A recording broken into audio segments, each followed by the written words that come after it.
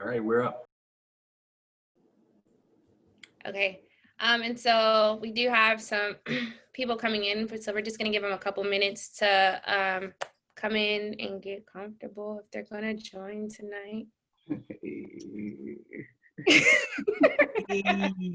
Sips tea. And just to let you know, there is the question and answer section at the bottom. So if you do have a question for any of the panelists tonight, just feel free to drop it in there and we will address it.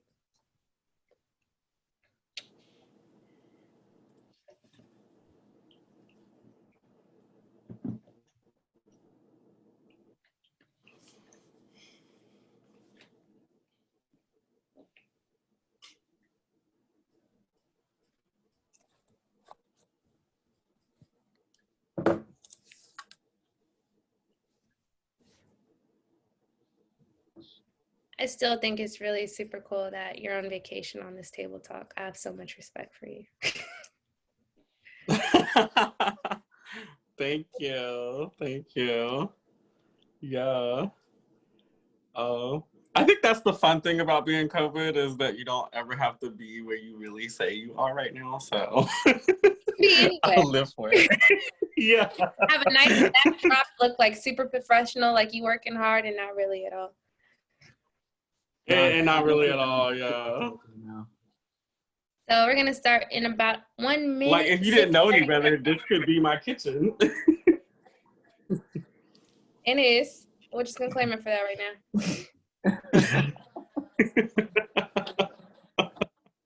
Okay.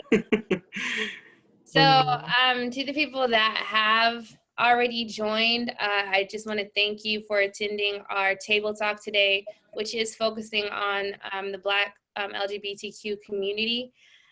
There's just some certain things like we wanted to highlight, correctional views in Advanced Carolina, and that's just like the importance of understanding, like quoting Black Lives Matters. So when we come together collectively, we get on Instagram, we get on Twitter, Facebook, any other social medias, and we're sitting up here saying Black Lives Matter, Black Lives Matter. Right now, we're currently yelling for the arrest of Breonna Taylor's killers, since that happened so long ago, but nobody knows the name of people like Rhea Milton and Remy Fells. And so these are two transgender individuals that were killed, and one in Ohio and one in Pennsylvania. And it's just saying, like, if they haven't received justice, why aren't we still screaming their names?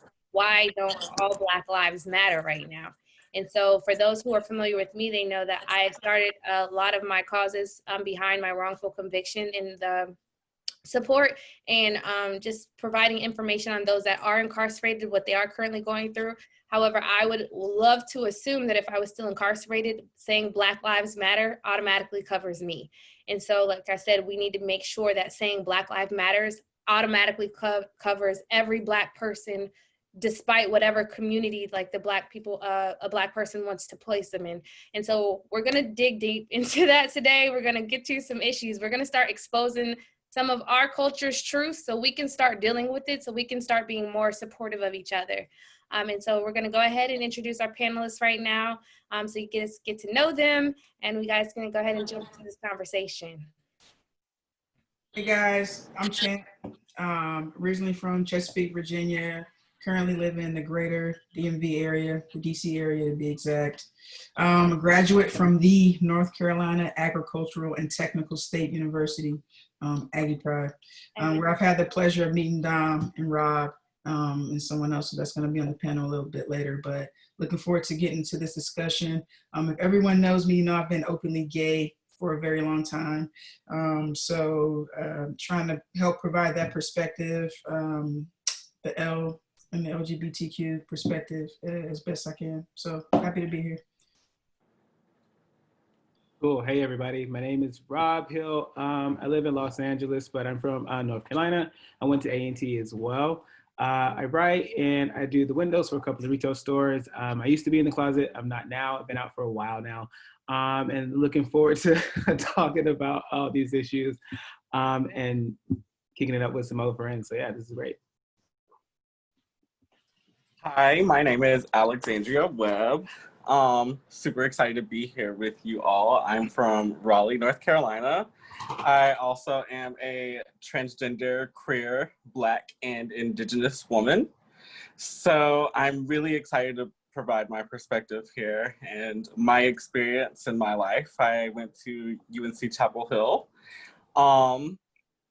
And the way I got introduced to the panelists here was through a friend from UNC Chapel Hill who reached out to me to ask me to be here with you all today. And I'm so excited that the people that are here are tuning in for this education.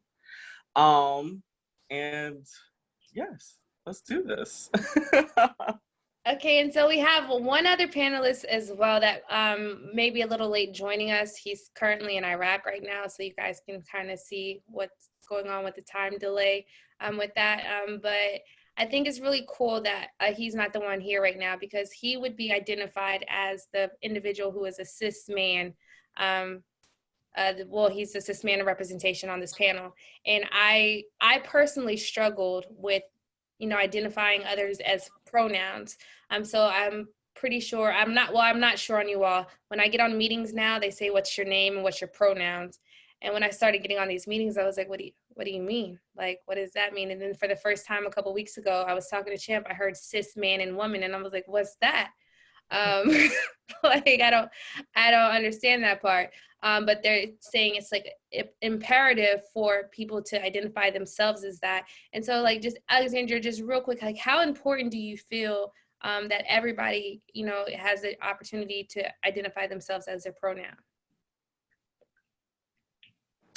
Yeah, I think in spaces, especially for myself, I like taking the opportunity to get straight from the get-go, so that I don't have to take the trauma of being misgendered. So whenever people use their pronouns, especially when everyone uses their pronouns, it isn't singling out the person who might be transgender and othering them from cisgender people.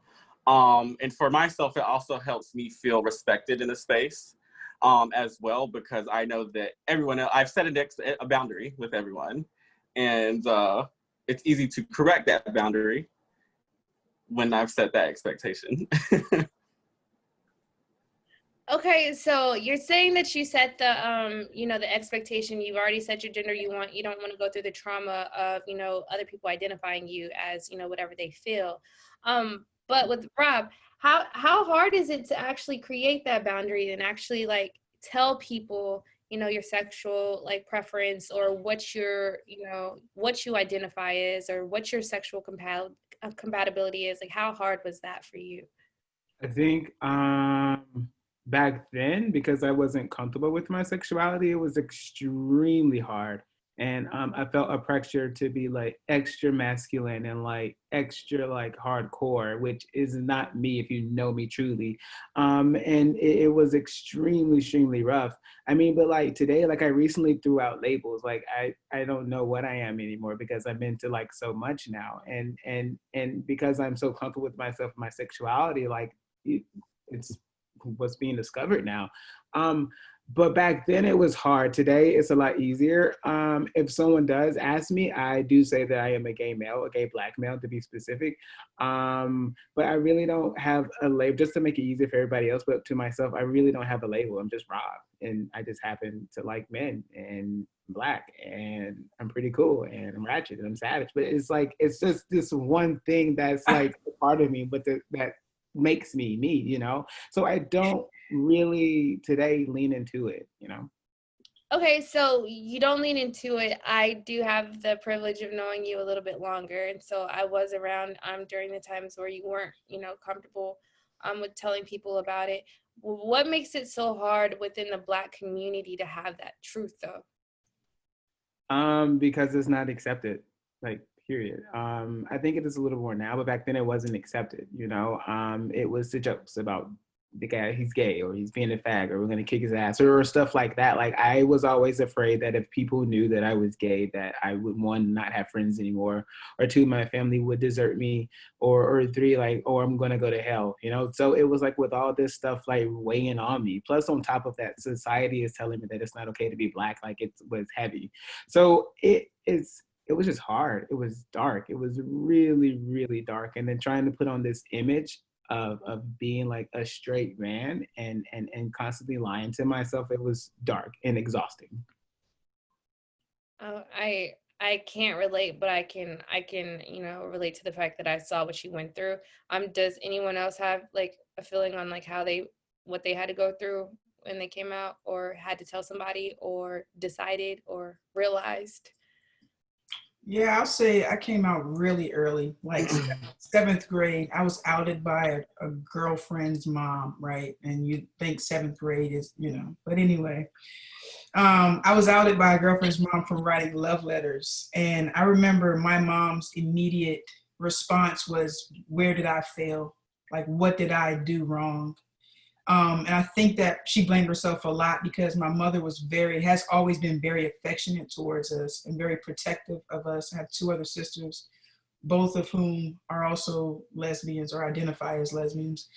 And so my mother blamed herself a lot. And so you have to deal with that. You have to, I mean, it's tough to come into your own self at an early age, or even as an adult, and still have the responsibility of telling the people around you that it wasn't their fault. I think that is a constant burden in the Black community because African Americans, we always see ourselves of having to be a certain way, and it's always strong whether you're a male or a female. So when you show any signs of going against the grain, it's seen as a weakness, and everyone wants you to describe your weakness. So I think that that's the burden that's placed upon us, is to describe why and who did it, who's to blame, I think. Right, totally. And on top of that, like, you don't even understand what's going on with you in those moments. Like, I was 13 and my mom explained to me that I was gay, and I was like, what are you even talking about? I'm a 13-year-old kid, like, where's my game? But she told me, like, you're gay and just don't go to jail. I didn't understand at the time. She was saying, like, don't go to jail because it's hard out here and you could potentially get shot for being Black or being gay. Like, I thought it was like just to go to jail, but I was realizing what she was saying. You're a Black gay male, you're fucked if something happens.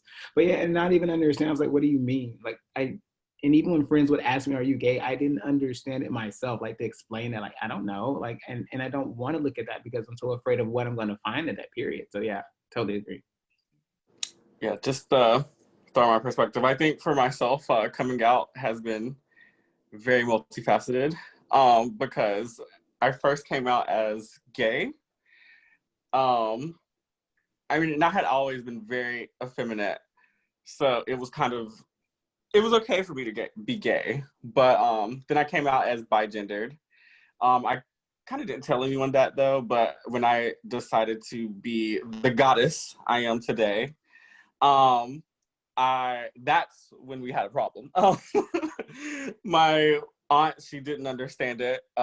My mother, they don't understand it. They still are getting pronouns wrong. They're trying, they love me, but they still get the pronouns wrong. They don't understand why I would decide to do that. And I think that's been the biggest thing, is explaining to people why I decided to be happy finally for the first time in my life. And for myself, coming out and being seen as my truth was so important to me that I felt like I would no longer be on this earth if I did not come out. And I had to do it. And and especially in my time period there, we didn't have Pose, we didn't have shows like that. So at the time, being transgender was, you were a prostitute or doing crack, And a part of the reason why I wanted to come out as well was to show people that trans people are multifaceted, trans people are beautiful, and trans people aren't these preconceived notions of who you perceive them to be. Now, does it happen where a lot of trans people have to do things for survival? Yes. And it's our fault as a society for placing those barriers to survival on these women to have to do things for survival. So, yes. Well, I just noticed, like, with all three of you all speaking, you know, you both, all of you, like, talk about the, you know, the hurdle that it might have been, or like discomfort, but everybody has some type of line with like parents or family, like, yo, where did we go wrong? Like, how could we have fixed this? Like, what happened? And I feel, personal opinion, I feel a lot of the things like we're raised off of as like the like the lessons that our parents, that generation, received growing up. And we got the church, and we got the rules, and we got the culture, and this is how Black is, and Black don't crack, and Black act like this, and we always gonna present ourselves in the best light. And the second we step out of that light, something's not right. And so that shows up in so many different arenas. But I just wanted to talk to you, Champ, like, do you think that's why, like, to this day, like right now, we don't even see it, and somebody correct me if I'm wrong, we don't see a large following with church coming in to support, you know, the LGBTQ Q community, or we don't see anybody stepping up with, you know, you have these transgenders being murdered by the police as well. They're not saying anything. Like, what do you think is causing their silence right now? So I think that there always has been a huge influence of the Black church and how society sees members of the LGBTQ community.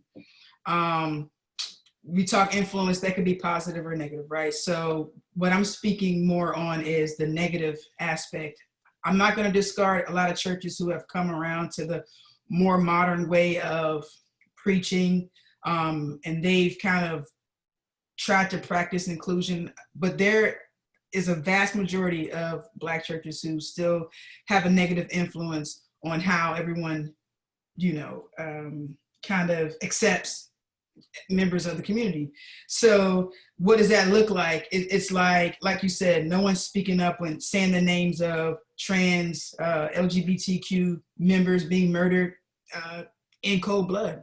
I mean, and generally speaking, you look at throughout history, the Black church is always at the forefront of these nonviolent protests and these movements to stand up for Black lives, always. But for some reason, they're silent. And I mean, when I think about that, I drew like two different parallels. So you look at, and it's really an internal prejudice of Black people against Black members of the gay community. So like, I'll use the Trayvon Martin, for example, right? You look at how whites perceived him. He deserved what was coming to him because he had on a hood, he was walking at night, he was in the wrong side of town. I think a lot of times what happens is members of the Black church look at us and look at our lifestyles and say that we deserve a lot of the bad things that happen to us. We're in the wrong parts of town. Who we love, how we walk, how we dress, how we present ourselves essentially means that we had it coming. And that, like I said, that is exactly how white people characterize Trayvon Martin. Another parallel, right?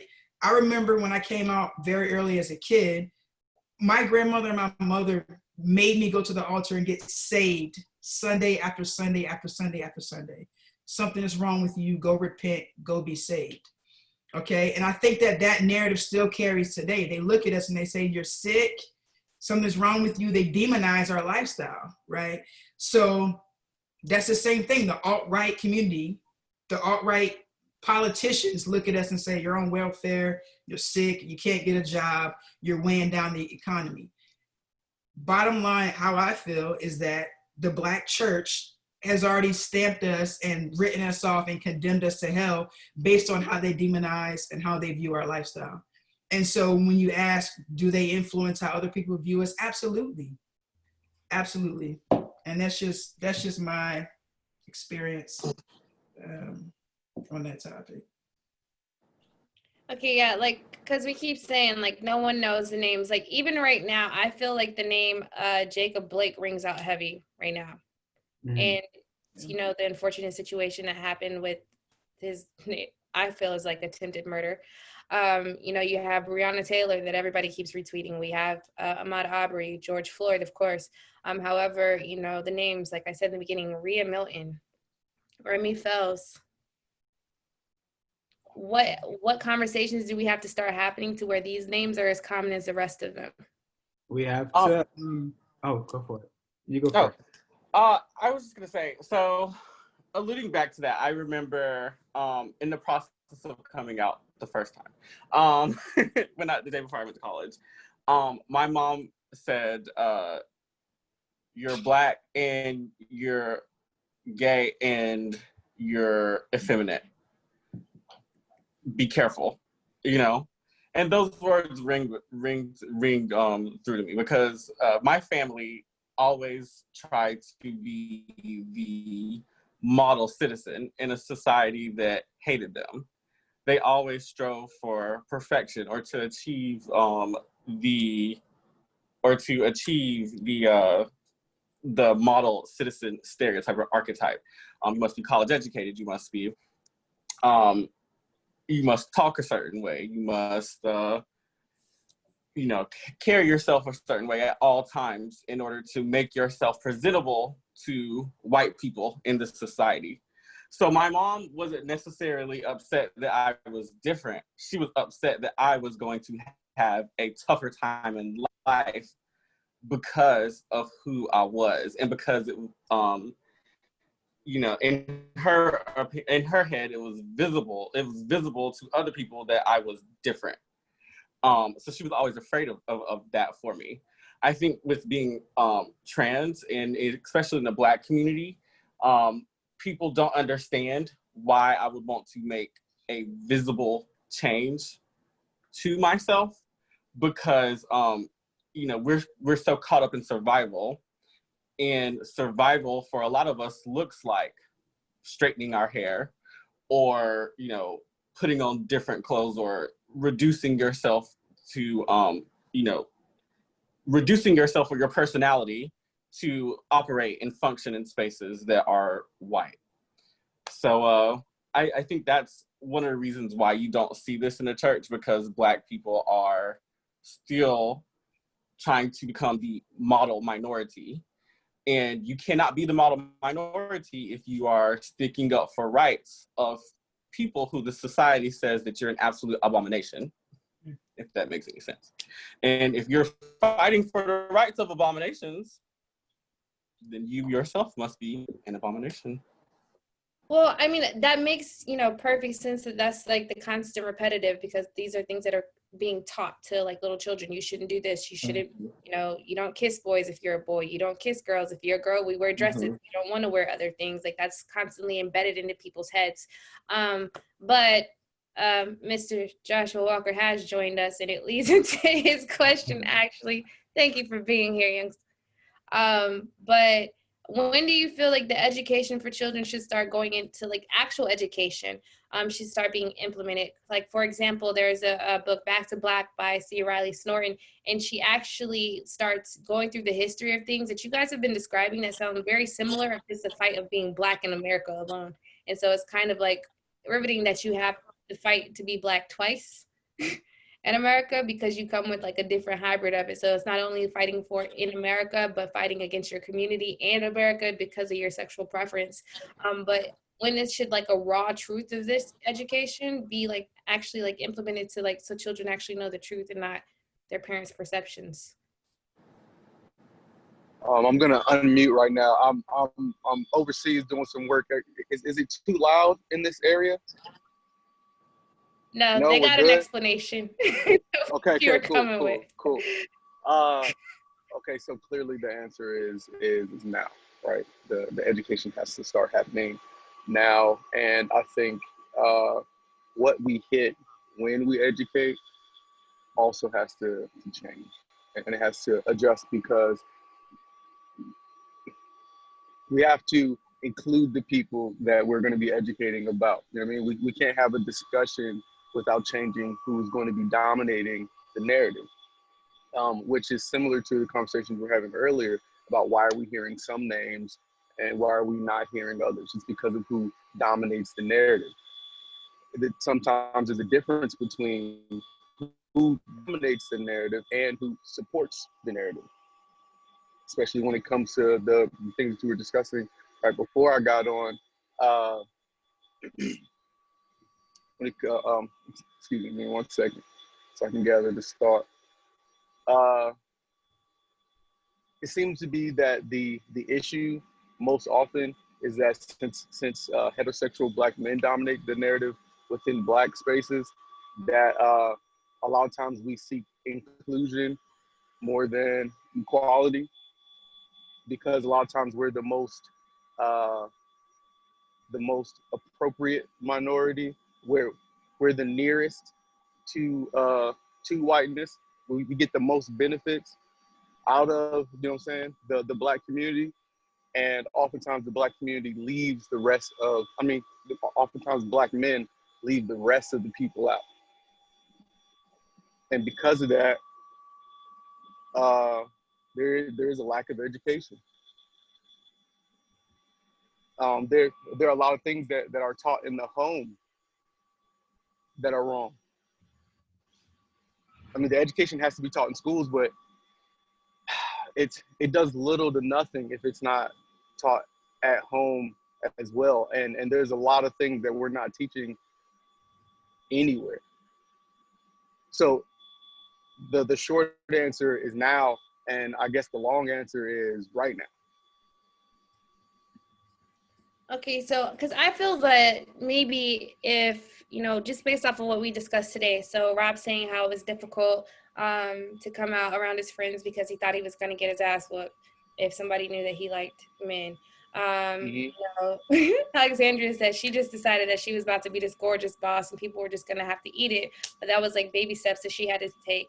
And, Tamika was sitting up here talking about like her family and having to go get baptized every Sunday. Just because she spoke those things. Like, because I feel that it's taking too much.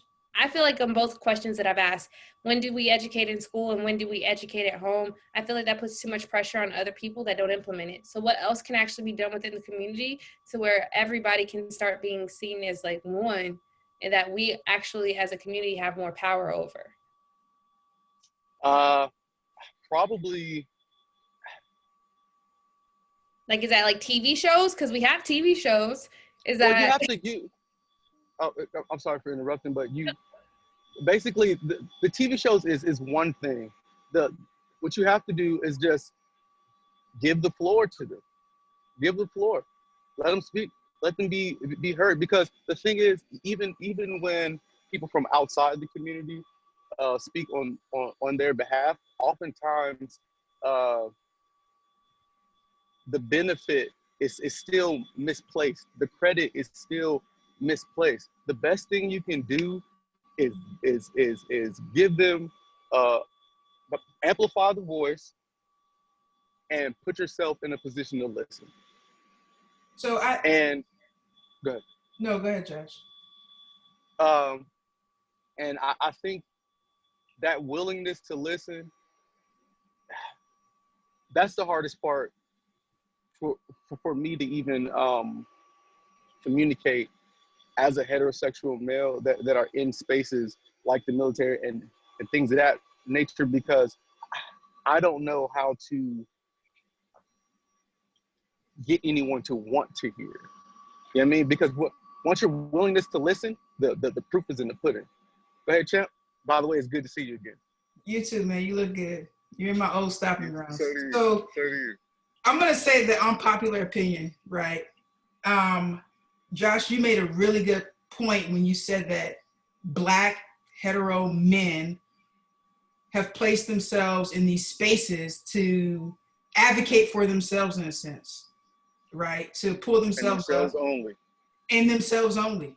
And so when you say give us the floor, I mean, I disagree. I think that we need allies. That is the only reason that the Black Lives Matter movement has been highly televised, is because we had allies and people who did not look like us stand up and start saying that Black Lives Matter. Mm-hmm. You saw white communities coming out with signs, and now we've got national television recognition. We're on news networks, and it sucks. But the truth is that the LGBTQ community having the floor is not enough.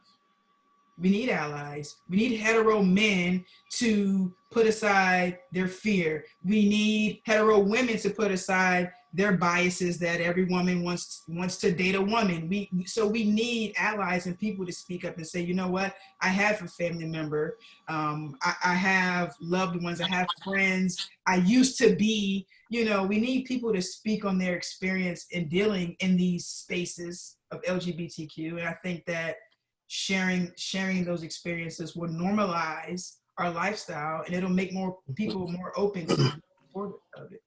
I accept And plus, that, and I sorry. have a question that I would like to shoot back to everyone here on the panel, because after hearing what you said, I 100% agree, and my initial words were in concern for the trend that I'm seeing with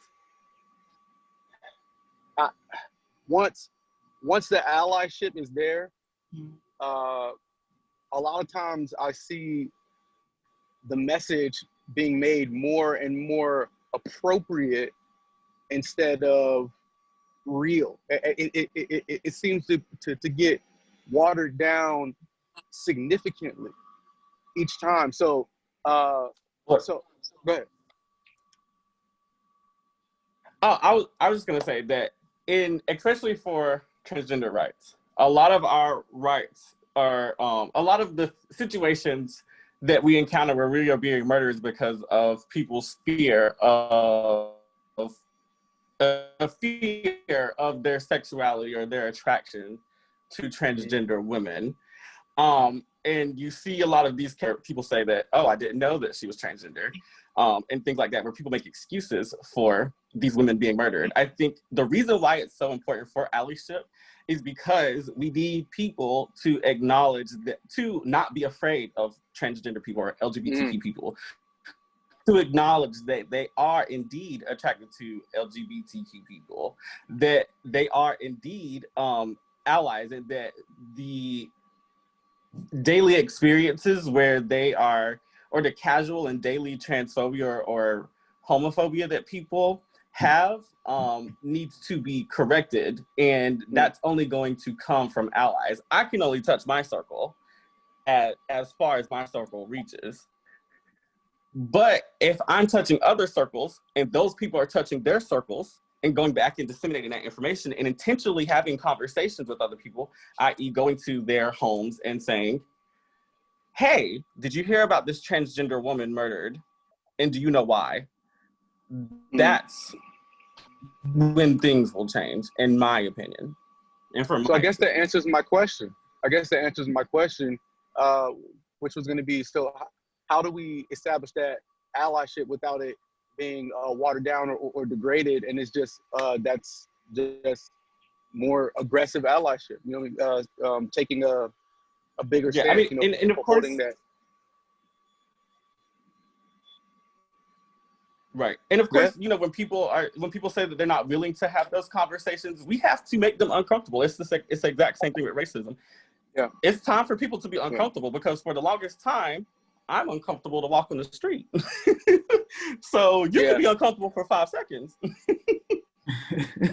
It's the discomfort from having the conversation is nothing compared to the discomfort of knowing that you're at a higher risk of being murdered for little to nothing by people from your own community, more so than anyone else. So that would makes a lot of sense. I accept that.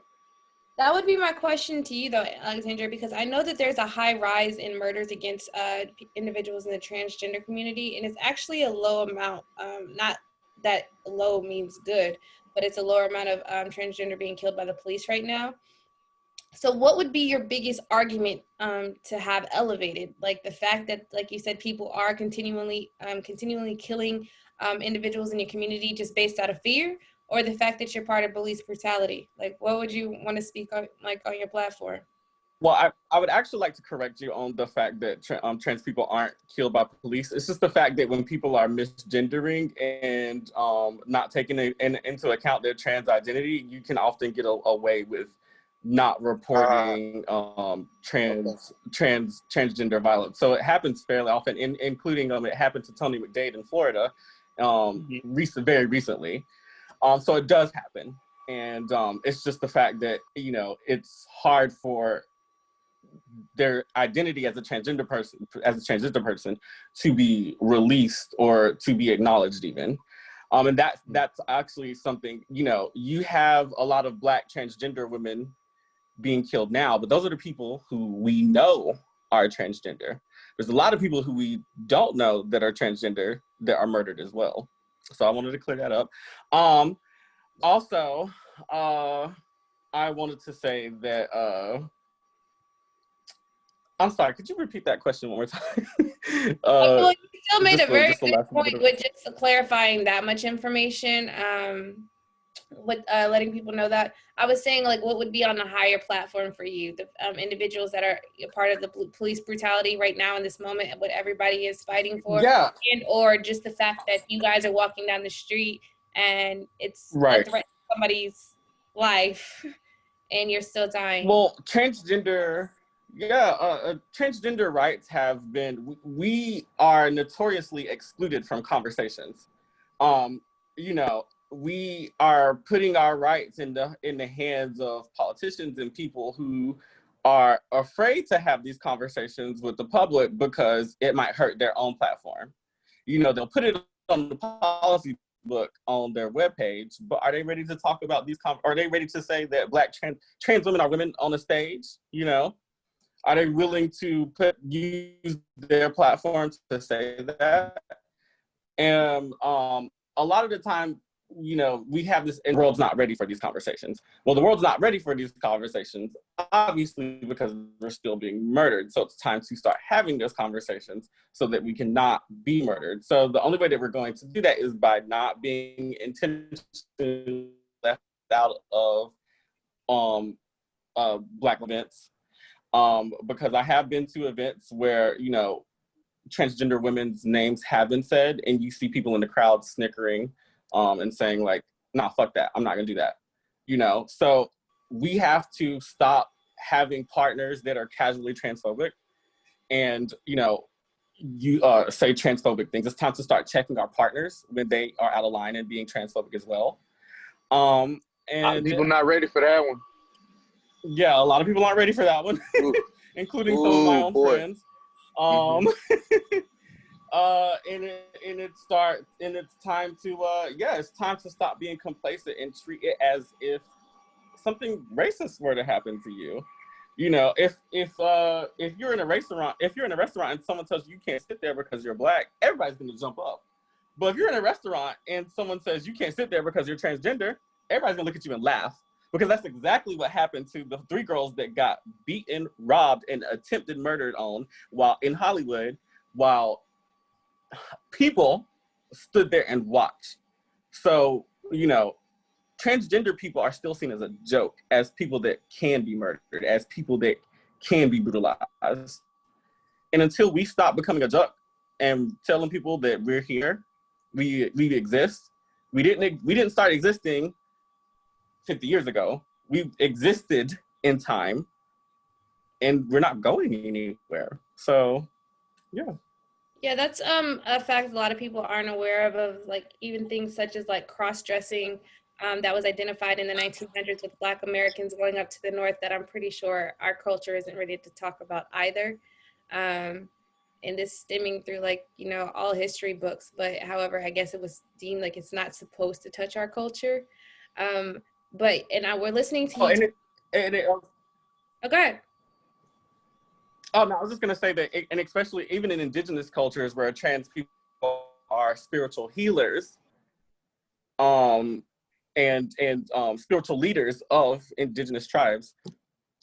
But that's another thing that we leave out from our history. Well, I get that, and we've like by this time in 2020, we've learned that too many things have been left out the history books regarding everyone. I do feel like your history should be like, that should be highlighted at a higher standpoint. I'm nosy. I went and got books and read some stuff about it because I don't not like knowing what I'm talking about, but I still will never have that experience of being able to live that.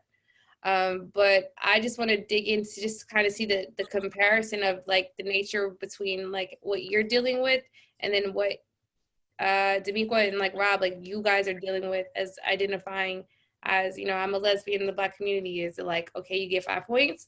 I'm a gay man in the Black community. Okay, like you lit. Like how are you having to have these conversations?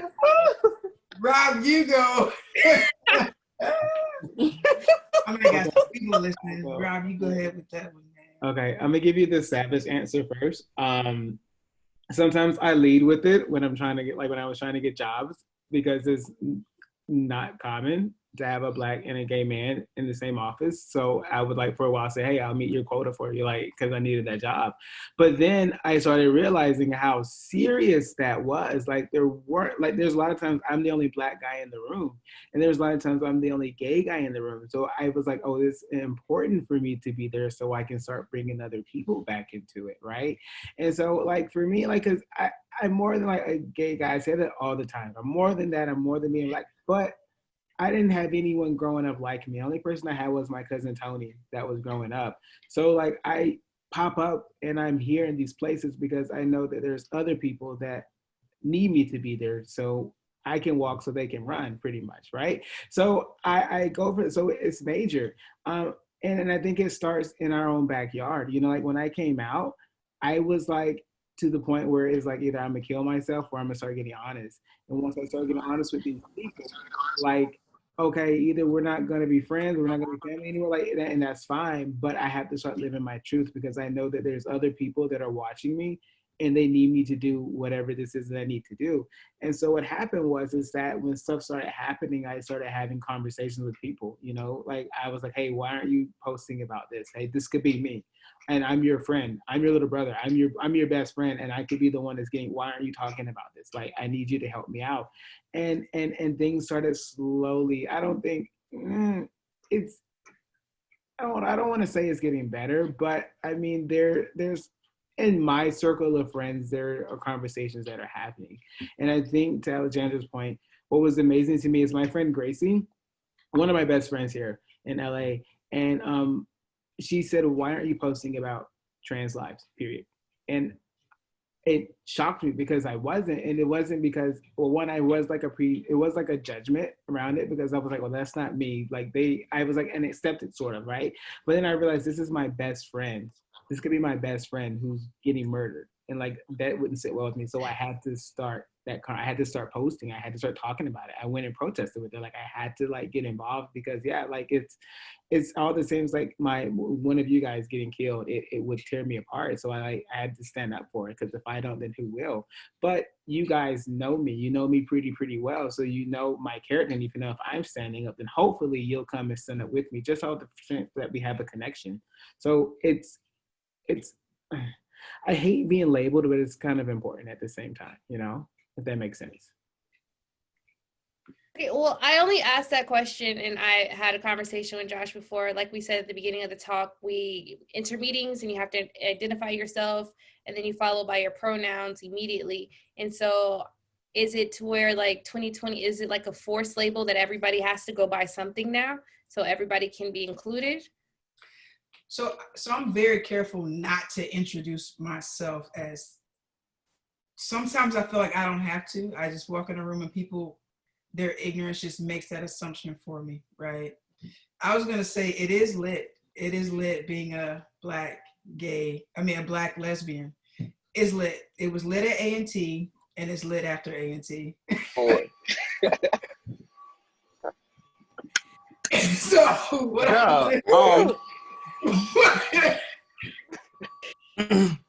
yeah, I can say for myself, when I identified as Black and gay, it was lit as well. But when I started identifying as trans, It lost its fun. Because I started going into Walgreens and people started staring at me like they wanted to murder me. I go into Walmart and people stare at me like they want to murder me. I want to go on vacation and I'm scared to take my mask off at a pool because as soon as I do, people start staring at me. So it's not fun anymore. You start speaking, yeah. Those safe spaces, I think sometimes we get spoiled because I did have the best years of my life as a lesbian were in safe Black spaces. When I graduated and I came into predominantly white industry, which is the military, now you get the stares, you get the looks, you get the questions, the assumptions that, you know, because you have a low haircut, you're transgender, you're transitioning, which is its own thing in the military, right? We don't need to talk about that. But so I understand what you're saying in terms that once you leave that safe space of your friends or your family who have normalized you, the looks, the stares, the profiling is hurtful. So I do. Well, and even for my experience, even in supposed to be safe spaces, they haven't really been that safe because, like, I'll go to the gay club. People that knew me before I started transitioning, they come up to me and immediately start asking me invasive questions about my genitalia. You know, other people, you know, especially in gay spaces, you know, there's, I go into gay spaces and people immediately start, yes, queen, yes, yes, yes. And I don't like that because one, that's othering me, and two, that's like, girl, we don't need that. So yeah, you know, I think it's even time to acknowledge the transphobia in supposed to be safe spaces because, you know, being cisgender or identifying as cisgender, there's a certain privilege that comes with that. You have the privilege of being able to operate in spaces, and you know, you have the privilege of being able to operate in spaces and you know, be normalized. Whereas, you know, my gender is constantly something that I think about every single minute of the day, because if I'm not performing gender to the expectations of the rest of the world, then it's my ass that's getting murdered. You know what I mean? I'm gonna get followed in the bathroom at a Walmart and get cut up. It's just that simple. Or somebody's gonna make an excuse for my murder because I seduced them and misled them. Does that make you cautious about where you are or where you're going? Oh yes, infinitely. Like right now you're on vacation. Like, do you? Yeah, you know, I'm on vacation in South Carolina, and you know, when I live in Raleigh, I'll put on gym shorts and a t-shirt real quick. You know, a basketball shorts and a t-shirt real quick, and walk out the house. No, here I'm going to be as femme presenting as I possibly can be. And that's kind of one of the things that I love about COVID is that since wearing a mask, I don't have to wear makeup for survival anymore. I can put my mask on, and people treat me as anybody else. But yeah, something that I think about all the time. Going into the gas station, you know, going to the gas station is honestly one of the most terrifying experiences for me when I'm traveling, because you don't know where you are and you don't know who in there and you don't know what the acceptance level is. And especially when you're traveling, if I'm coming home, I am seeing Trump, Pence everywhere. So yeah, you start even driving in the car, I'm thinking about my gender and how I can feminize my voice, or, you know, ways that I can survive so that I don't have to deal with transphobia today.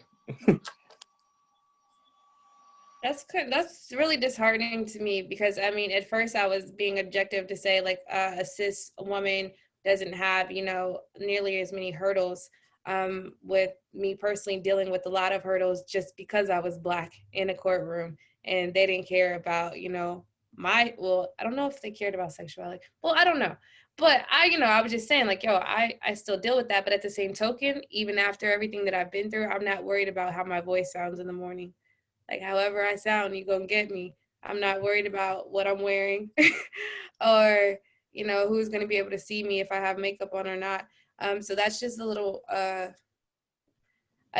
scary for me to hear from another Black person, that that's something like they have to add on their list of things to worry about because it's Tuesday or it's Wednesday. But if you guys actually like had the chance to like sit down with anyone that you felt like they are the most like misinformed about, you know, your representation, like what would you say to them?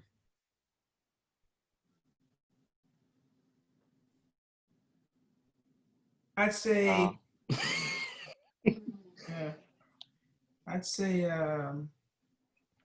That's a tough one, honestly. I think that what the world needs right now is a whole lot of grace for ourselves and for others. And so, what I would say to someone that looks like me is,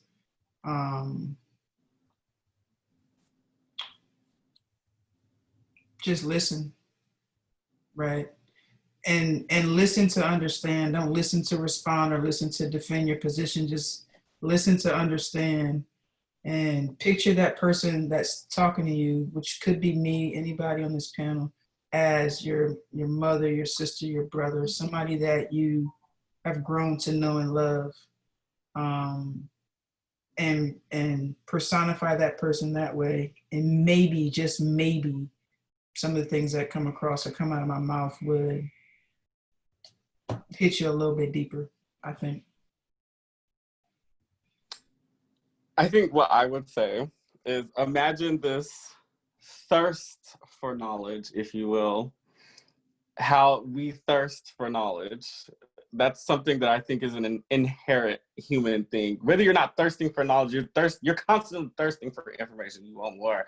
You want to know why you exist on this earth. You want to know why the stars are here. You want to know these things, right? And you're willing to be educated about those things. Be willing to be educated about people and learning their experience and learning their lives. Because just the way that there's some things on this earth that you can't explain, there's some people that you can't explain. And that's okay. It's not for you to. When you laid it out so simple just now, like. Yeah, you guys took all the good ones. I would say this, man. Be careful how you treat people, like just period. Like and treat them the way that you want to be treated. You know, put yourself in my shoes. And if someone was treating you that way, like how would you feel? You know, like fate just has a way of when I judge somebody, I'm in their shoes and now I know exactly what they're going through and how they're feeling. And I'm like, oh fuck, I wish I hadn't looked at that way. So yes, I think it just be careful how you treat people. And so I was telling them, well, everyone prior to you joining, that Josh, you are identified as a cisgendered male. Did I say that correctly, guys?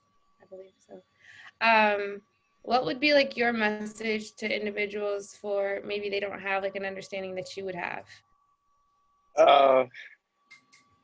My message is always like a millionfold, because everything needs to be taught and it all needs to be taught right now. I can't afford to make one thing more important than the other. It all has its urgency. So one, the main thing I tell people is to decenter yourself so that you can have people on equal footing. You're more likely to empathize. You're more likely to, because I want to be able to believe people without having, like, I think it's exhausting to make Black women, for instance, have to divulge their trauma first for you to then go and believe them. You know what I mean? And to have to do that to trans people, to have to do that to queer people, it is exhausting. You know what I mean? And it's unnecessary. It is an unfair amount of emotional labor to put on someone who's already being oppressed in more ways than even you, another Black person. You know what I mean? Because there's degrees to this, there's levels to this. You know what I mean? Your proximity to privilege is going to be different with the degrees in which you experience oppression. And I think you really have to to understand that. You really have to understand that as unique as your position is, as individual, as specific, as much of a universe you got inside as on the outside, the same is allotted to every other human being. There's a reason for every single thing, whether or not you understand it, whether or not you can perceive it, conceive it, establish it in your mind, the reason is still there, and that a person is due respect for the very simple fact that they are a person that is due respect. And from there, when you can detach it from, oh, what if this was your sister, or what if this was you, when you can detach it from all of that and let it stand alone in the fact that people are worthy of a certain level of respect, then it's easier to listen to somebody who does not have the experience that you have and afford them a certain level of understanding and respect and care. I think that's like fit beautifully, just to incorporate everyone. That has been my ultimate goal. And I don't know how well I do it in different aspects, but just making sure that everybody is on the same playing field, because we all on the same team. And so everybody does have to matter. I don't personally believe that I have to specify what makes you different from me to make your life matter more than what society might deem it to be. And I understand that very well as being an individual coming out of prison, because you hit a prison cell and automatically you are nothing, like absolutely nothing. And so I don't ever want anybody else to feel that way. I don't want anyone to carry that judgment on anybody else that way. And I hope that anybody listening or watching this video back can just sit there and take into their hearts and understand, if you have a daughter and you have a son, and that daughter or son doesn't come out to whatever little pretty image that you created in your head of what they look like when they're 20, it's okay, because they're still your daughter and your son, and they probably still dope. And that just needs to be accepted. That has to be accepted within the Black community. I personally ask that we start holding each other accountable for our actions, our words, the things that we're reposting, the things that we're sharing, and the things that we're willing to be knowledgeable. I feel that you all should have one friend that will call you out on your lack of knowledge of something. Mm-hmm. And if you don't have one, find one, please. Please, right now. But yeah, this was very informative to me as well. There were some things that I did not know, some things I did not take into consideration. And before we do wrap up with everybody this evening, is there any closing remarks that anybody wants to say or let the public know? I would like to say, hire Black trans women, protect Black trans women, and love Black trans women. Because until the most marginalized of us are able to live their beautiful, authentic lives, until we're all able to do that, none of us are going to be able to do that. So let's get to it. And if I had some money to hire some people, I'd hire somebody right now. Hello? I'm gonna call you later to check my budget. Thank you guys so much for attending this panel tonight. Somebody already said this was very informative for them and they appreciate it. It's all love. And so this viewing will be recorded. It will be placed on a couple of websites or YouTube, and people will be able to have access to it, and they'll be releasing some video clips shortly. So this will be in, rotation? There we go. This will be in rotation. All right. Thank you so much. Thanks a lot. You just hit recording, done? No, still recording?